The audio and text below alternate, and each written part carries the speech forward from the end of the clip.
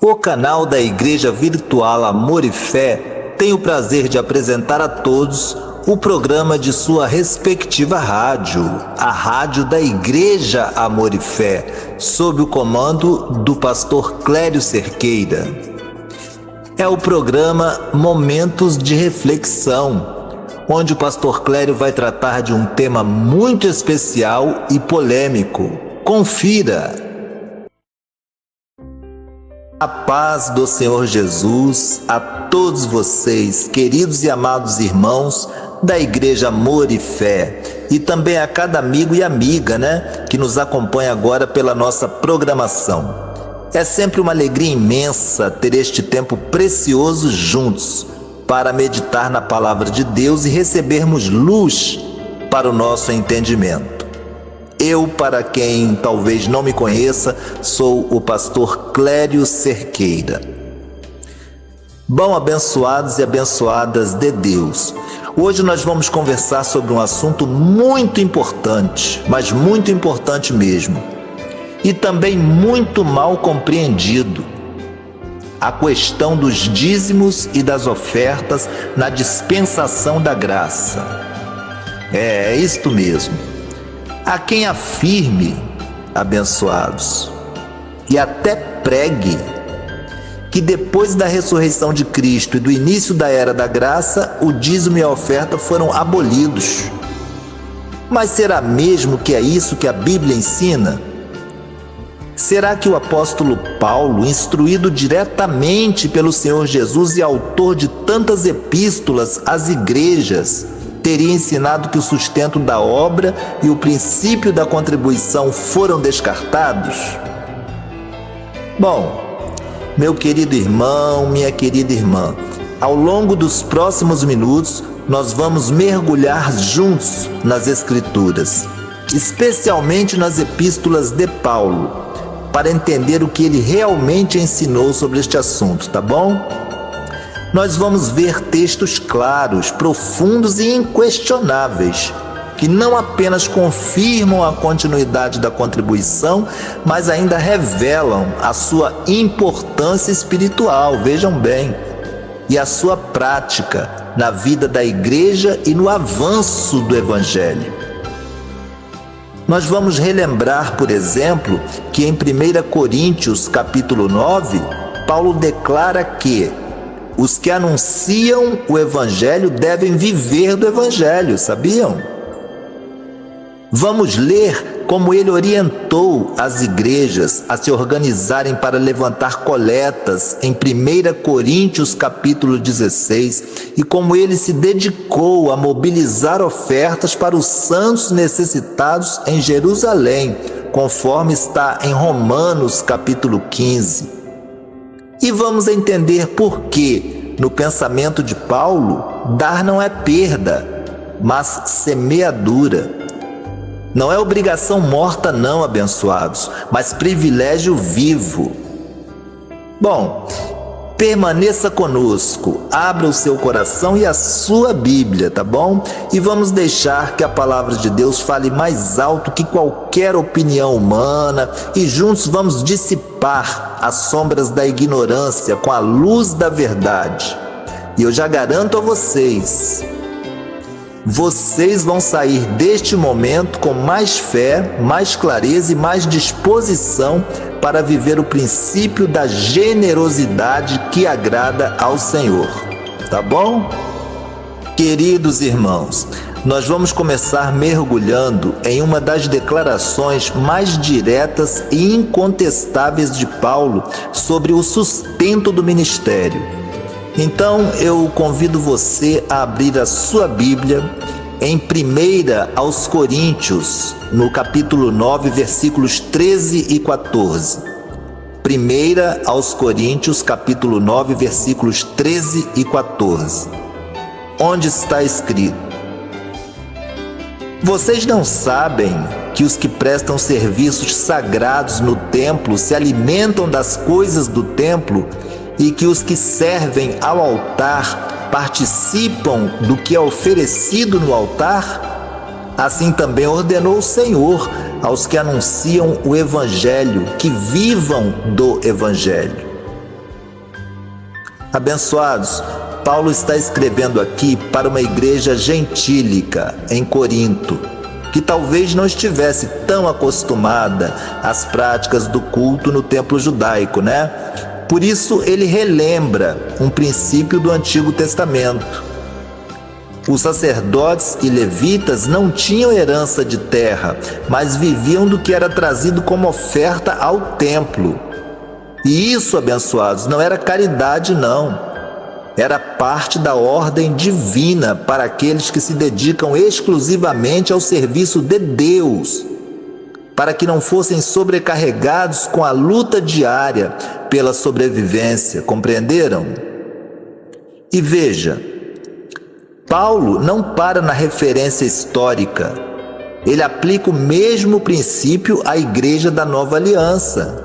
É isto mesmo, dizendo assim: assim também ordenou o Senhor. Ou seja, abençoados, não é uma sugestão cultural, não é uma prática opcional, é ordem do Senhor. E aqui no grego original, a palavra para ordenou é diatassou, que significa estabelecer de forma definitiva, ou seja, fixar um mandamento. Portanto, qualquer pessoa, que diga que isso foi abolido, está na prática indo contra uma ordem direta de Cristo para a sua igreja, ou para si mesmo. Alguns argumentam, mas isso só foi para aquele tempo, porque Paulo estava falando para uma igreja que não tinha maturidade. Mas esse argumento, abençoados, não resiste ao próprio texto. Paulo está baseando o princípio no modelo eterno. Vejam bem, no modelo eterno da lei de Deus e trazendo para a era da graça como mandamento de Cristo. A graça, abençoados, não anula o sustento da obra. Ao contrário, ela amplia a motivação do sustento da obra. Não damos mais por obrigação legalista, claro, mas por obediência voluntária, alegre e consciente a uma ordem do nosso Senhor. Agora, ainda na mesma carta, vamos ao capítulo 16, versículos 1 e 2. Abram aí, 1 aos Coríntios, capítulo 16, versículos 1 ao 2, onde está escrito: quanto à coleta para os santos, façam também como ordenei às igrejas da Galácia. No primeiro dia da semana, cada um de vocês separe uma quantia, conforme a sua prosperidade, para que não se façam coletas quando eu chegar. Perceba, abençoados, aqui Paulo dá orientações práticas para que o sustento e as ofertas para os necessitados sejam organizados. Primeiro ele diz, no primeiro dia da semana, ou seja, no domingo, quando a igreja se reunia. Segundo, ele diz, cada um de vocês, ou seja, ninguém estava isento. Cada um de vocês, é o que ele diz. Terceiro, conforme a sua prosperidade, que quer dizer proporcional, àquilo que Deus concedeu. Isso é o mesmo princípio que norteia o dízimo, mas aqui aplicado às ofertas voluntárias, para suprir uma necessidade específica. E note um detalhe precioso, abençoados. Paulo diz que já tinha dado a mesma ordem às igrejas da Galácia, ou seja, não é um costume isolado de Corinto, é uma instrução uniforme para todas as comunidades cristãs sob seu cuidado à época. Portanto, abençoados e abençoadas de Deus, Isso desmonta completamente a ideia de que a contribuição foi algo pontual ou temporário. Nada disto. Pelo contrário, era prática regular, com dia marcado, abrangência total e proporcionalidade justa. O que Paulo está nos mostrando é que, na era da graça, a contribuição não desapareceu. Ao contrário, ela foi refinada, organizada e santificada. Como o quê? Como expressão de amor e obediência.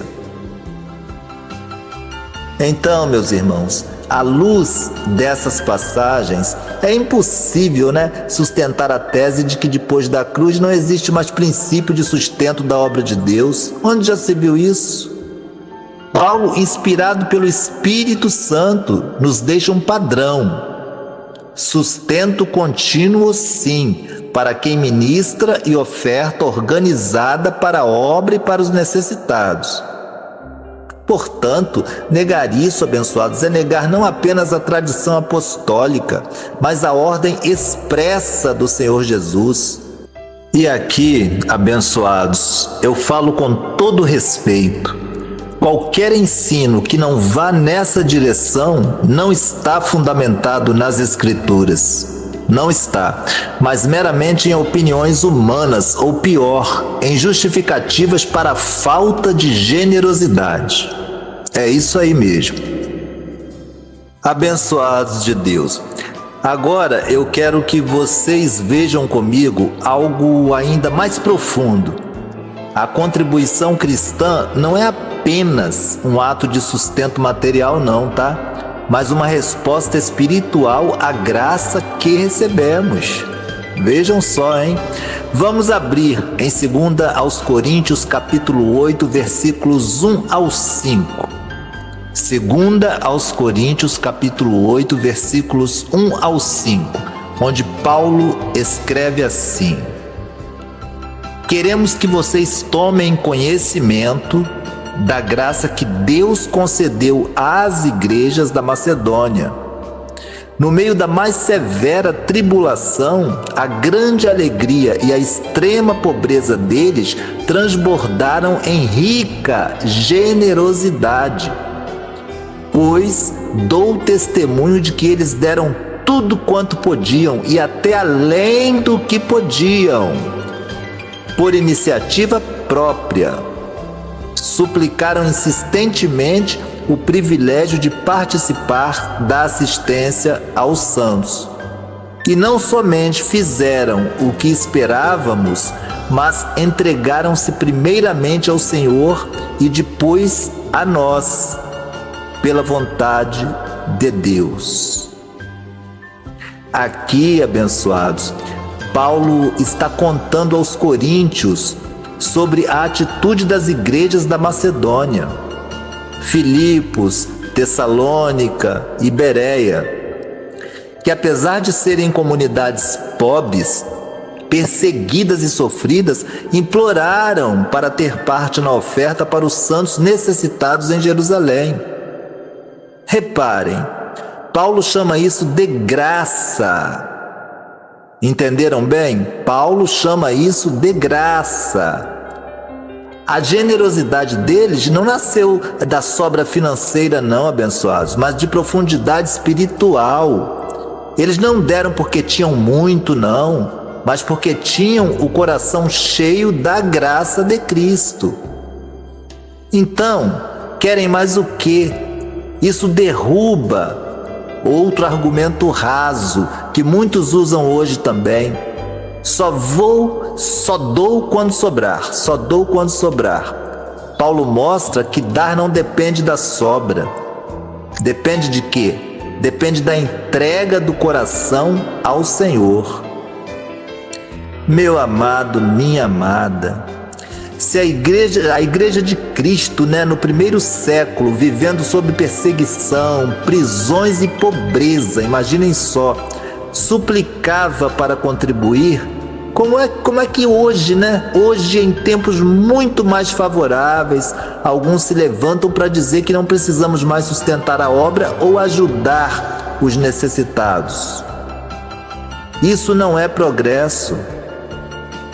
De maneira alguma. Isso é retrocesso espiritual. É sinal de um coração que ainda não entendeu que dar é uma oportunidade santa.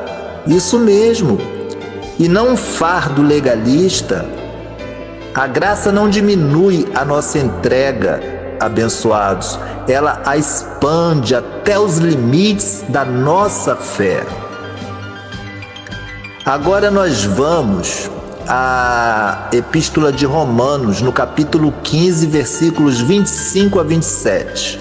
Abram aí, Epístola aos Romanos, capítulo 15, versículos 25 a 27, onde Paulo diz: Mas agora estou de partida para Jerusalém, a serviço dos santos, pois a Macedônia e a Acaia tiveram a alegria de fazer uma coleta para os pobres dentre os santos que estão em Jerusalém.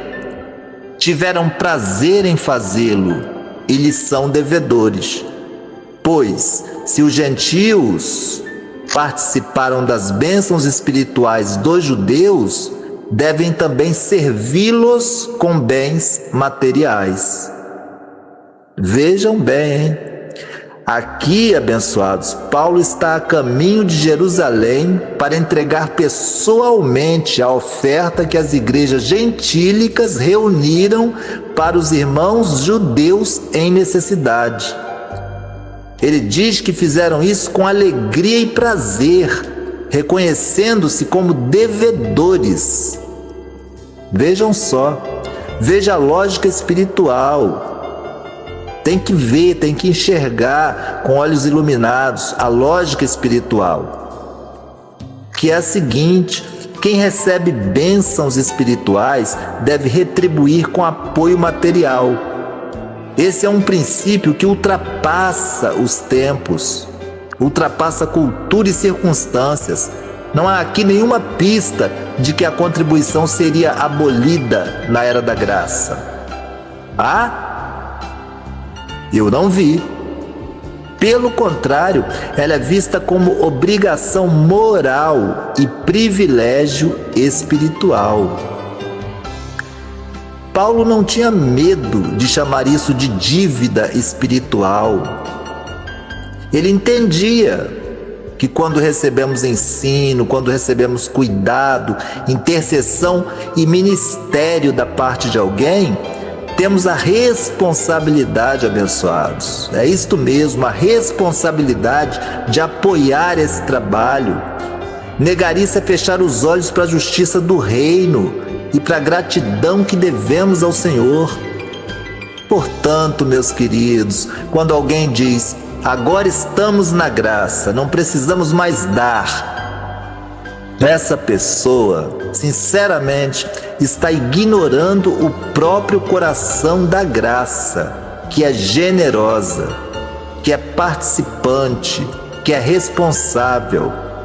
Graça que não se traduz em generosidade é apenas um conceito vazio, abençoados, sem vida.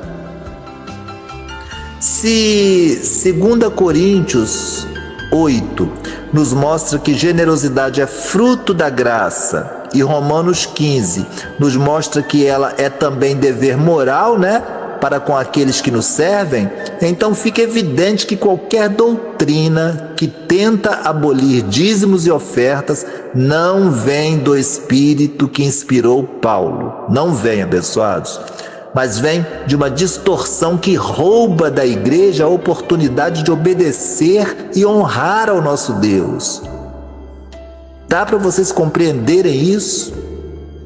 Por isso, meu apelo hoje é o seguinte: não deixe o espírito desta era, marcado pelo egoísmo, abençoados, e pela autossuficiência, contaminar seu entendimento bíblico. Viva a graça de forma plena. E isso inclui sustentar a obra, sim, ajudar os necessitados e fazer isso com alegria, sim. sabendo que o Senhor se agrada e recompensa, aquele que dá com o coração voluntário. Então, abençoados, já vimos que Paulo, ele apresenta a contribuição como uma ordem do Senhor, Uma prática organizada e o quê? E um fruto da graça. Agora, ele também nos mostra que essa contribuição é um ato de honra, para com aqueles que dedicam sua vida à pregação e ao ensino. Abram comigo em Gálatas capítulo 6, versículo 6. Gálatas, Epístola aos Gálatas, capítulo 6, versículo 6. Está escrito: o que está sendo instruído na palavra, partilhe todas as coisas boas com aquele que o instrui. Vou repetir: o que está sendo instruído na palavra, partilhe todas as coisas boas com aquele que o instrui. Então, abençoados, Paulo não está sugerindo aqui um presente ocasional, uma ajudinha eventual. A palavra usada para partilhe é koinoneo, que significa ter em comum, compartilhar continuamente. Ou seja, quem recebe alimento espiritual, abençoados, deve manter comunhão material com quem o alimenta espiritualmente. Entenderam? E reparem, Paulo não coloca um limite, não. Ele diz todas as coisas boas, sejam recursos financeiros, mantimentos, apoio prático, coisas boas, É uma via de mão dupla. Recebemos o que é espiritual, devolvemos o que é material. Isso não é barganha, É reciprocidade no reino de Deus. Agora vamos à primeira epístola a Timóteo, capítulo 5, versículos 17 e 18. Primeira epístola a Timóteo, capítulo 5, versículos 17 e 18, que diz: os presbíteros que governam bem sejam considerados dignos de dupla honra, especialmente os que se afadigam na pregação e no ensino. Pois a Escritura declara: não amordace o boi quando estiver debulhando o cereal, e o trabalhador é digno do seu salário. Abençoados, aqui Paulo está ensinando a um jovem pastor, que era Timóteo, como conduzir a igreja. E ele deixa claro que aqueles que presidem bem, e especialmente os que pregam e ensinam com dedicação, com zelo, devem receber o quê? Dupla honra. No contexto, essa expressão, abençoados, não se limita a respeito ou reconhecimento. Inclui sustento material. Tanto que, para explicar, Paulo cita Deuteronômio, Deuteronômio, capítulo 25, versículo 4, sobre não impedir o boi de comer enquanto trabalha, e repete as palavras de Jesus também, Ele repete as palavras de Jesus em Lucas, capítulo 10, versículo 7. O trabalhador é digno de seu salário. Então, abençoado e abençoada de Deus, meu irmão e minha irmã, negar sustento a quem se dedica à pregação não é economia. Sabe o quê? Desonra. É como amordaçar o boi que trabalha, é reter aquilo que Deus ordenou que fosse dado. E quando alguém usa a desculpa, estamos na graça, para cortar esse princípio, está, na verdade, usando a graça como pretexto para desobediência. É isso mesmo. A graça de Cristo nos chama a maior entrega, a maior generosidade, maior reconhecimento para com os que se gastam suas vidas por nossas almas, por muitas almas. Portanto, abençoados e abençoadas, à luz de Gálatas 6 e 1 Timóteo 5, nós vemos o quê? Que o ensino de Paulo é coerente do início ao fim. A contribuição não foi abolida, tá? Ela é um pilar da vida da igreja, sustentada por ordem divina, por necessidade prática, por honra espiritual. Então, abençoados, todos que amam a obra sustentam a obra. Quem valoriza o ensino, investe no ensino. Quem vive da graça, dá com graça. E a palavra é clara: Deus ama ao que dá com alegria. Assim, meus amados, não se deixem levar por discursos vazios, por comentários torpes que distorcem as Escrituras. Firmem-se no ensino apostólico e pratiquem a generosidade sempre como parte da sua adoração a Deus. Abençoados, ao longo deste tempo juntos, vimos que o apóstolo Paulo, inspirado pelo Espírito Santo, deixou claro que o princípio do sustento da obra e da contribuição generosa não foi abolido na era da graça. Pelo contrário, foi confirmado, aprofundado e apresentado como fruto da própria graça. Em 1 Coríntios 9 e 16, nós aprendemos que dar é ordem do Senhor e prática organizada para o quê? Para o bem da obra, E em 2 Coríntios 8 e Romanos 15, nós vimos que a generosidade nasce de um coração cheio de Cristo.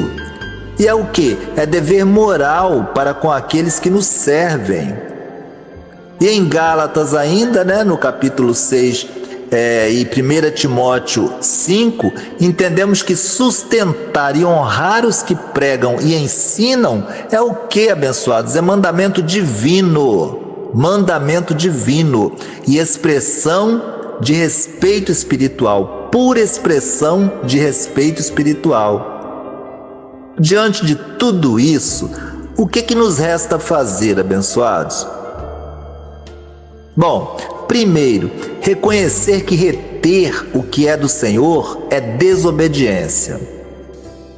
Não tem outra aplicação, outra frase para poder reconhecer isso, para poder traduzir isto. Segundo, alinhar nossa prática à verdade bíblica e não a opiniões humanas. É isso que nós temos que fazer. Terceiro, abraçar a generosidade como parte da nossa adoração, sabendo que cada semente plantada no reino volta como fruto de bênção, não apenas material, mas espiritual, meus amados.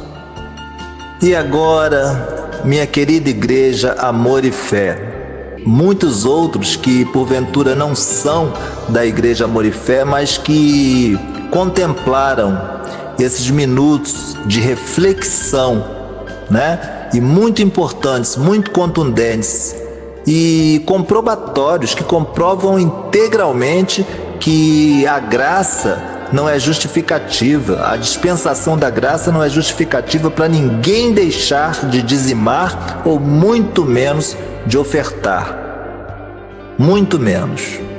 Então eu quero convidar você que esteve comigo até agora, ou que estará, uma vez que este áudio vai ficar postado aqui para vocês, para orarmos juntos. Vamos falar com Deus.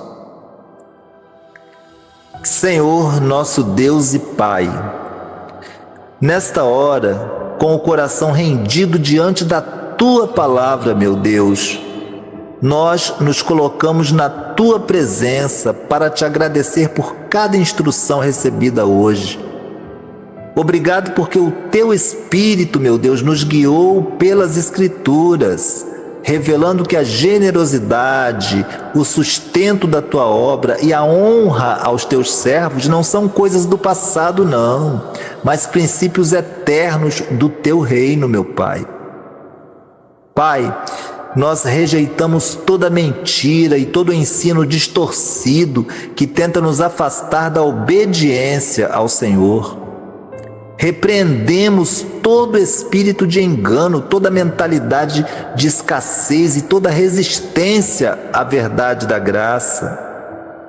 Declaramos, meu Deus, que o nosso coração é livre para te adorar também com os nossos bens e que as nossas mãos não estarão fechadas, não, mas abertas, meu Deus, para semear no teu reino. Senhor, fortalece cada abençoado e abençoada que está tomando a decisão de ser fiel no dízimo e generoso na oferta neste momento. Que a tua provisão, meu Pai, se manifeste em cada área da vida deles, como está escrito que o Senhor supre todas as nossas necessidades segundo as tuas riquezas em glória. Nós, meu Pai, te pedimos também que a Igreja Amor e Fé continue sendo sustentada, sim, por pessoas fiéis, para que nenhuma boa obra deixe de ser feita por falta de recursos. Levanta, meu Pai, mantenedores, desperta corações e que cada semente plantada seja multiplicada para a glória do teu nome. E agora, Senhor, nós entregamos a Ti cada oferta que será levantada. Sim, cada compromisso que está sendo feito no coração de cada um que está orando comigo, e declaramos que tudo é para Ti, meu Pai, para a expansão do Teu Evangelho e para o cuidado dos Teus servos. Recebe, Pai, a nossa entrega como cheiro suave, como aroma suave, e que possamos ouvir de Ti naquele dia. Servo bom e fiel, foste fiel no pouco, sobre o muito te colocarei. Nós oramos assim, meu Pai, nós oramos assim crendo e agradecendo, no nome santo e poderoso do Senhor Jesus Cristo. Amém e amém. Meus queridos e queridas irmãos e irmãs da Igreja Amor e Fé, queridos espectadores, que talvez não sejam da Igreja Amor e Fé, mas estiveram conosco nestes breves momentos. Eu quero de coração agradecer a todos vocês pela atenção e carinho dispensados neste momento tão especial, E lembro que eu e o pastor Renan Suete aguardamos cada um de vocês na Igreja Amor e Fé com espírito de generosidade e fé viva, para continuarmos juntos participando da nossa campanha na Fé de Isaac, que acontece todos os domingos deste mês de agosto, às 9 da manhã e às 15 horas.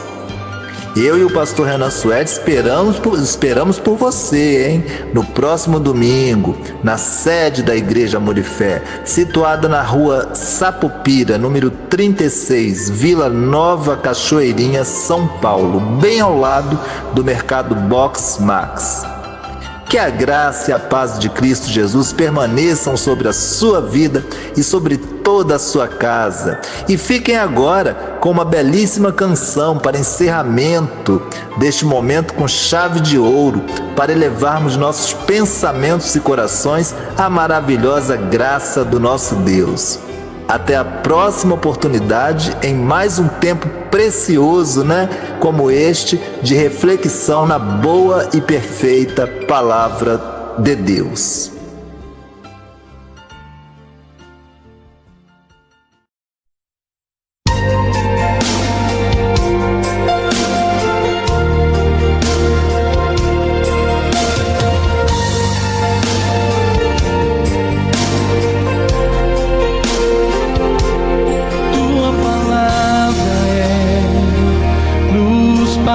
Meus caminhos, tua palavra é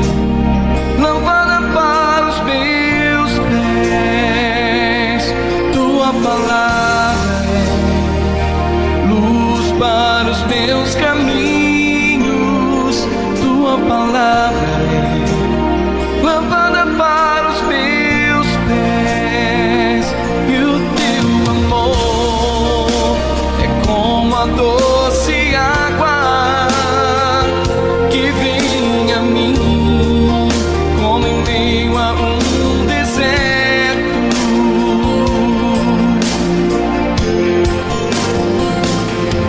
Como um orvalho que desce em plena terra seca e dela faz surgir verdes pastos. Como um orvalho que desce em plena terra seca e dela faz surgir verdes pastos. Quero fazer valer tua palavra em mim, pra que o doente tenha onde se curar. Quero fazer valer tua palavra em mim, pra que o mundo saiba que tu és Senhor. Tu és Senhor. Tu és Senhor Jesus. Tu és Senhor. Pois em meio a tua palavra se fizeram os céus,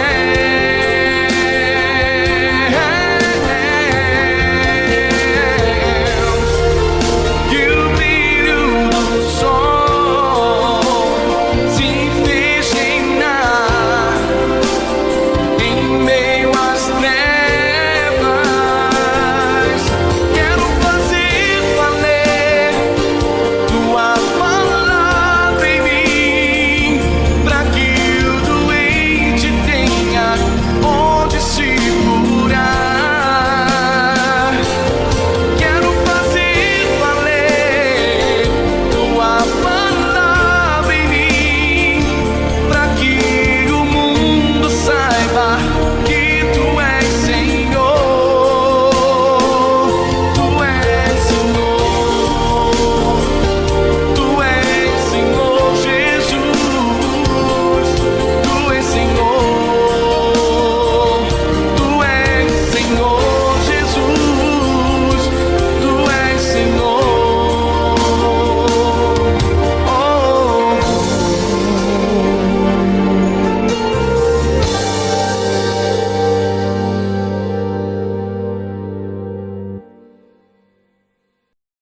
Canal da Igreja Virtual Amor e Fé. Junto com você em todos os instantes.